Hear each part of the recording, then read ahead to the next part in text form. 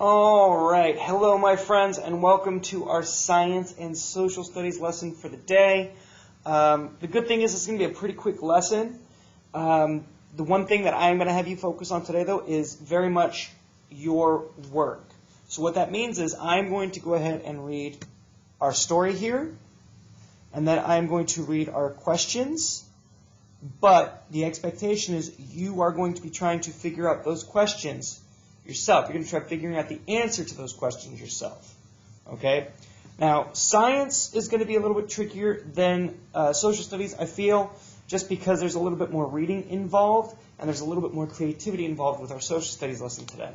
But stick with it, guys. It will be easy. I mean, obviously, if you do have questions, please reach out. But it should be pretty self-explanatory.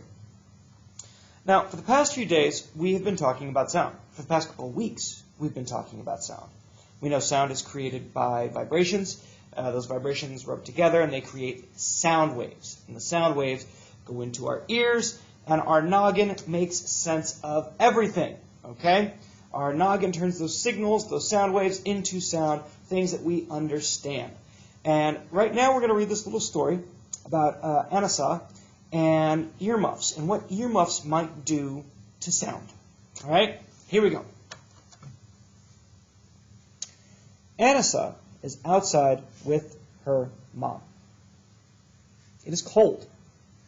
She is wearing earmuffs. Her mom says something. Anasa can't hear her very well. She takes off the earmuffs and can hear again. I'm going to read it one more time. Anasa is outside with her mom. It is cold. She is wearing earmuffs. Her mom says something. Anasa can't hear her very well. She takes off the earmuffs and can hear again. So it was cold, she put on the earmuffs, and for whatever reason, she couldn't hear while she had the earmuffs on. And that is a very interesting sort of thing. It's almost like if we don't want to hear something, we can cover our ears, and we probably wouldn't hear it very well. And that's that's what happens when we cover those ears, because that's where the sound goes in, is through our ears. So with that in mind, let's go ahead and look at question number 1.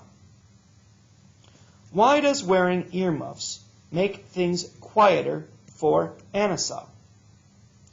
A, it allows more sound waves to reach your ears. B, it blocks some of the sound waves. C, it blocks all the sound waves. Or D, it doesn't make things quieter. So think about what happened with the earmuffs. Anasa had them on, and her mom said something, and she couldn't hear her very well. It probably came out, Anasa, don't forget the dogs and the boogers. Now, we heard things about the dogs, we heard things about Anasa and the boogers, but we didn't hear the entire message. So the earmuffs might have blocked some of it out, but maybe not all of it. So think about that. Is there a choice, A, B, C, or D, that maybe says that the earmuffs blocked some of the sound waves out? Because that's what's happening. The earmuffs are acting like a shield against the sound waves. Let me read these answers one more time. So why does wearing earmuffs make things quieter for Anasa? Because A, it allows more sound waves to reach your ears.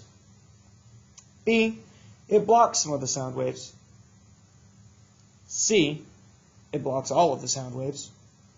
Or D, it doesn't make things quieter. You be the judge. You circle your answer.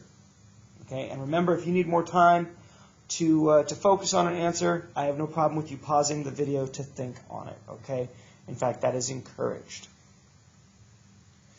But while you are thinking on that, we will move on to question number 2. Question number 2 says, what is a question Anasa can ask about the earmuffs? I'll say it one more time. What is a question Anasa can ask about the earmuffs? All right, you think about that, and what I want you to do is write your answer down here, okay? It could be a really short question. It could be a really long question. It is entirely up to you. But what do you think Anasaw can ask about the earmuffs? Okay?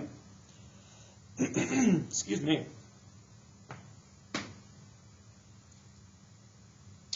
Okay, my friends, while you are finishing that up, again, if you need to, pause the video. That is entirely okay. But I am going to pop over to our social studies page for a moment just to show you what you're going to be working on. Okay? Today, in our social studies, we're still learning about maps. We've been learning about maps on again, off again for the past couple of months. But today, I want you guys to think about the classroom. Okay? Think about the classroom we're in, or, if you haven't been to our classroom yet, think about the classroom that you were last in. And I want you to draw a picture of the classroom. All right? Now, there are a couple things that you do need to keep in mind. Okay? We do have our legend down here, which shows us the very important items in the classroom. Okay?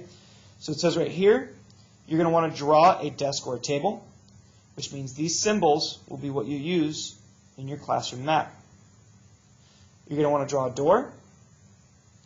You're going to want to draw a window. And then you want to draw a shelf. Okay?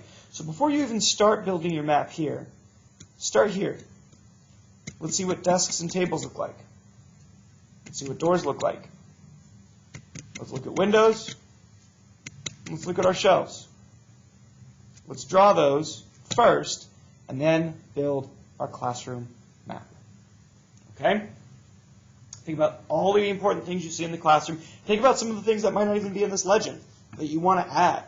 Maybe like the teacher desk, or maybe like, let's see, we've got our bookcase with all of our Play-Doh and our puppets and things like that. You could think about the pencil sharpener even. That's not anywhere on here. Okay? You could think about the Wheel of Flanders. Where do you want to put the Wheel of Flanders? It is entirely up to you, my friends. Okay? But with all of that being said, this is what I've got for you today, guys. For science, you're talking about sound. I'm talking about sound waves and how they might be blocked. And for social studies, we're just building a map. Simple stuff, guys. All right, I'm going to get going, though. We should be back to live instruction tomorrow. I will see you all then. Make sure you're staying safe. Make sure you're staying healthy. And I will catch you all later. All right? Have fun with this. Bye, guys.